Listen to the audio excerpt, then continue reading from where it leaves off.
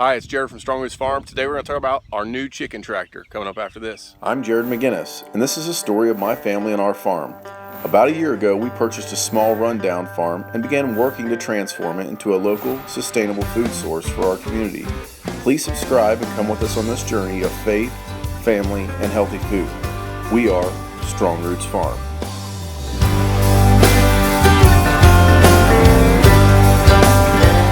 Alright, so we've got a new chicken tractor. I kind of like this design. I'll go over the pros and the cons of it with you. I do have a Joel Salatin version, which is the kind of the low, only 2 foot tall, flat roofed chicken tractor. The negative of the Joel Salatin version is it's a little harder for me to move by myself. It's not hard. He has his little hoist thing or skid that he puts underneath of it. It has advantages. It holds a little more birds than this one. But the bad part for me, being 6'4", is when you have to crawl in and catch the chickens. It's a pain in the neck. So I was really looking for something that I could at least hunch over and walk in. That's why I chose this version, which came from John Suscovich. So you can look him up at farmmarketingsolutions.com. He has a little pamphlet booklet that's nice. It's like $5 online, and he'll email it to you, and it tells you the plans to make it. I have plans to make another one, and I will change his plans a little bit. But in his book, it talks about, he's not a carpenter, and his design came to him, but it will last. You can make it just like him. I'll show you what I'm going to change about it.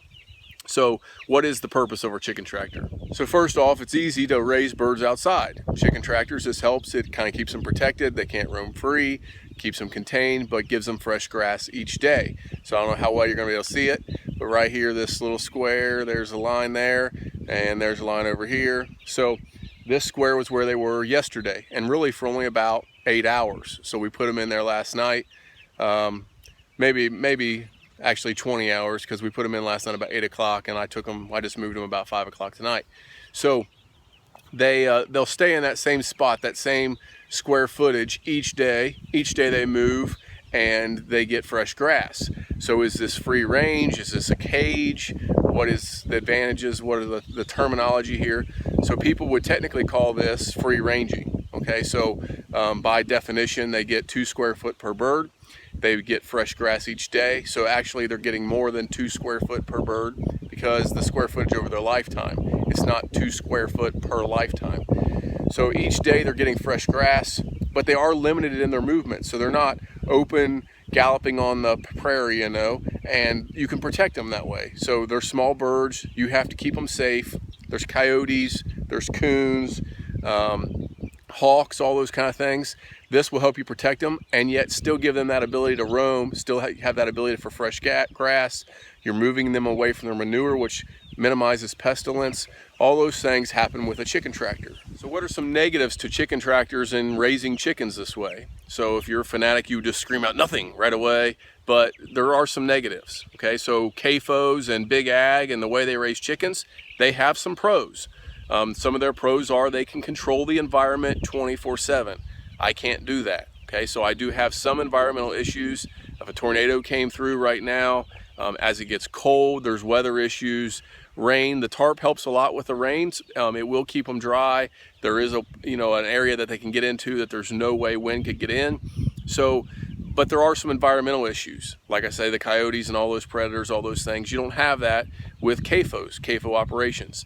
So you have to weigh the pros of fresh grass, free range birds, healthy birds, organic if you're going that route, all those kind of things, with the negatives of dealing with the environment, dealing with the predators, and make that decision.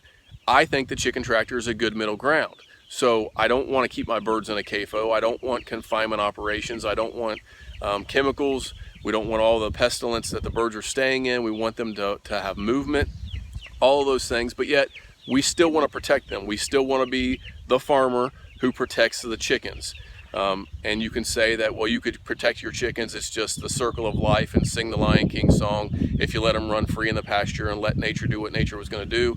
But I still have to be profitable. I still have to have the ability to sell eggs to people. I still have to have the ability to sell chickens to people, but doing it in the most nature-focused way that I can. That's why I like the chicken tractor. That's what it comes in. Let's talk about this one and some pros and cons. Right away, you'll see there's a door.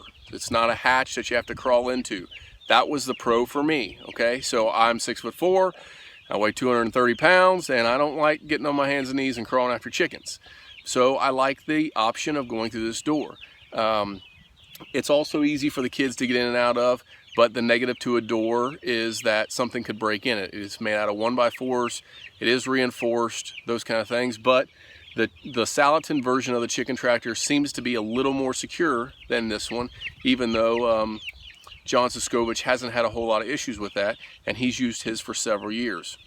So that's a big pro for me, though, is being able to get into it through a door. The other pro is it's a little lighter than Salatin's. The flat roofs, the metal on the roof, the size of it. So this is a little lighter. It also has the carriage bolts in the back that you slide the wheels onto, so it helps to move it across the ground. All I have to carry is these little wheels. I don't have to carry that skid thing that Salatin uses, whatever he has that he puts underneath of it and then he slides it. You can watch his videos. But so I do like the method of movement with this a little better. I also like the method of water. So the water is inside the cage versus on top, so no outside predator or outside thing has a chance to knock it over and your chickens be without water for a while. I've heard issues with people saying a dog got up and knocked the bucket over and then their chickens were like 12 hours without water and they'll lose chickens due to that. Some pros there. The negatives versus the Salatin version. So Salatin's holds more birds, okay? Salatin's is a little more structurally sound as far as keeping out animals, those kind of things. And Salatin's is has less problems with wind due to the height and the tarp. I'll have wind issues if you're in a hilly spot or you have high winds. This might cause you a little issue. So Salatin's version has its pros, this has its pros, they both have their cons, but overall this is a really good chicken tractor as far as design wise. Here's some things I changed. So as we're in the coop, along his side runs, he notched these things. So he cut grooves and did tongue and groove kind of, and they snap together. It does make it more solid if you have the tools to do that. I used a circular saw to build this whole thing and it took forever to make those things. So on the other side over here, I just butted them up. The negative to my side and my design, my way of doing it, is that a chicken, small chick like this, can actually get behind there. I actually found one that was stuck behind there today. She could have got out, but she just puts herself behind there and puts herself at risk for when she gets bigger, maybe getting stuck. So I'm gonna have to watch that. I may have to put some zip ties around it or something to keep them out of that. But other than that, it's pretty simple. There's a place in the back to hang your bucket. So he hangs a bucket with the nipple water. Right now the chicks are used to the bell waters, so we're going with that for right now for a couple days. I will hang that nipple water so I can kind of transition them to that. Other than that, it's kind of roomy in here. It's nice. The shade's been nice. So it's a good method and it's a good chicken tractor, good design. My plans for this chicken tractor are, first, you'll notice that the birds are a lot of different colors. So we're starting with layers. We're going to do one round of layers. I have 90 in here right now. That's just when they're baby chicks. This is only made to hold 30. I have like I said, the Salatin version, so I will take a lot of these out, put in the Salatin and split them half and half, or I'll put 30 in here and 70 in there, 50, 60 in there, depending on what we've got. And we'll move these chicks until they grow about 8 or 10 weeks old. And most of them that we're going to sell, will sell by that time. So I'm already starting sales on them. They're gonna be $8 right now with what we've got in them, and where we got them from, and the organic feed that they're using, and those kind of things. So they're 3.5, 4 weeks old right now. We're gonna sell them for $8, and then each week it goes up about $1, 75 cents, something like that, as they use the feed. The feed's a little more expensive, but we're gonna do a round of layers, sell the layers, and then the rest of the layers will go out into my new chicken tractor that will be out in the pasture behind the cows, and then we will start broilers in these. So hopefully by September, August, we'll start having some broilers, and we'll also have eggs from these guys. So the eggs will be producing, and they'll just be in a different coop. So that's the plan for the chicken tractors right now. These videos are helpful for you. We hope you like and subscribe to us. If there's something that you want us to talk about, something you want to see, I know I owe a guy a video on our cover cropping, which I plan to do this week. But if there's something that we're doing that you want to see, you want me to go a little more into, you want me to talk about, I don't know everything. I do a lot of research. We've talked about that in the past, but if I can help you with something, I want to do it. And if you see something I'm doing wrong that you would recommend trying, do that as well. So If you're interested in backyard chickens, though, you're in our local area, you can come and purchase them from us. You can come and look at them. If you're interested in learning about chickens, the guy I would recommend is Justin Rhoads. So he's on the Great American Farm Tour right now.